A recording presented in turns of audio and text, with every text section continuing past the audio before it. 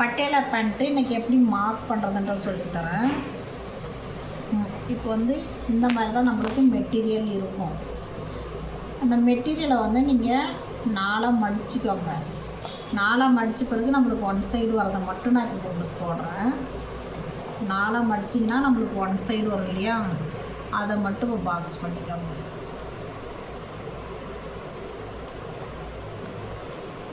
One side வரது போட்டாச்சு. இப்போ வந்து இங்கேருந்து நீங்கள் இது மொத்த உயரம் எடுத்துக்கோங்க. அந்த பாட்டம் கீழே மொத்த உயரம் வந்து உங்களுக்கு எவ்வளோன்னு,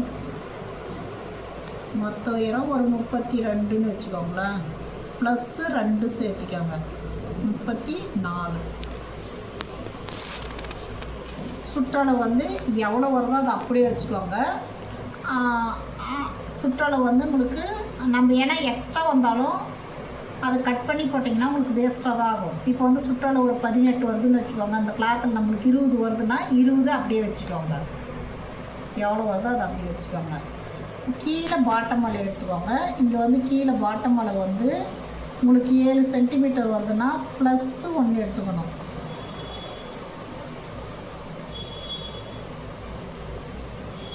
7 வருதுன்னா +1 8 எடுத்துக்கோங்க. +1 8 எடுத்துக்கோங்க.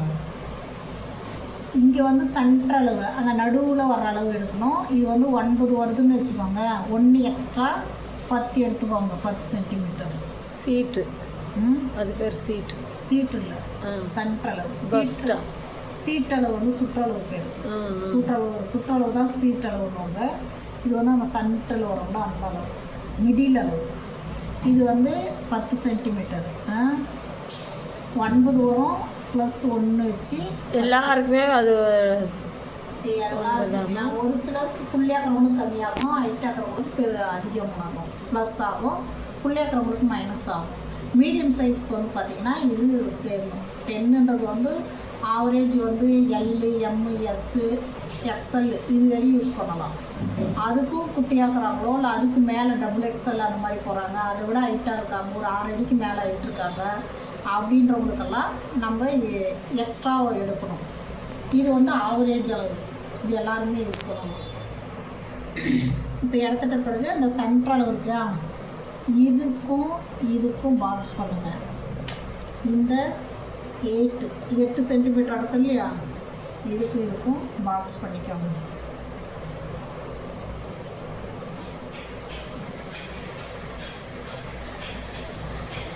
பாக்ஸ் பண்ணிட்ட பிறகு உங்களுக்கு வந்து இது வந்து செமி பட்டியில் தான், அதனால் நீங்கள் ஸ்ட்ரைட்டாகவும் எடுத்துக்கலாம். இப்போ இப்படி ஸ்ட்ரைட்டாகவும் எடுத்துக்கலாம். அப்புறமா இப்படி லைட்டாக சேவ் பண்ணி எடுத்துக்கலாம். எப்படி எடுத்தாலும் ஓகே தான், ரெண்டுமே நல்லா தான் இருக்கும், கரெக்டாக இருக்கும். இது மாதிரி சேவ் பண்ணி எடுத்துக்கலாம். இந்த ஷேப்புக்கு ஏதாச்சும் இன்ச்சஸ் தேவையில்லை.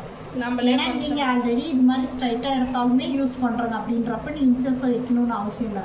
ஆனால் ரொம்ப உள்ளே மட்டும் போகக்கூடாது, மீடியமாக எடுத்துக்கணும். ரொம்ப உள்ளே போனால் என்ன ஆகுனா உங்களுக்கு பென்சில் கட்டு மாதிரி இங்கே இருக்கும், இந்த லூஸ் வந்து டைட் பிடிக்கும். அதனால் உங்களுக்கு அந்த ஷீட் கட்டை வந்து இருக்கிறப்ப உங்களுக்கு கஷ்டமாக இருக்கும். அதனால் அது மட்டும் அந்த மாதிரி இடக்கூடாது, மீதியெல்லாம் ஓகே. இப்போ இந்த சைடு இருக்குது இல்லையா, அந்த கேப்பில் எக்ஸ்ட்ரா இதுதான் நம்ம பட்டி அளவு. பேண்ட்டுடைய பட்டி மேலே வைக்க முடியல பேண்ட்டுக்கு, இது பாட்டம் அளவு. மேலே பட்டி அளவு வந்து இங்கே தான் இருக்கணும். இந்த கேப் கிளாத் தான் நம்மளுக்கு பட்டி. அது வந்து இங்கேருந்து சுற்றளவு இங்கே எடுத்துக்கோங்க.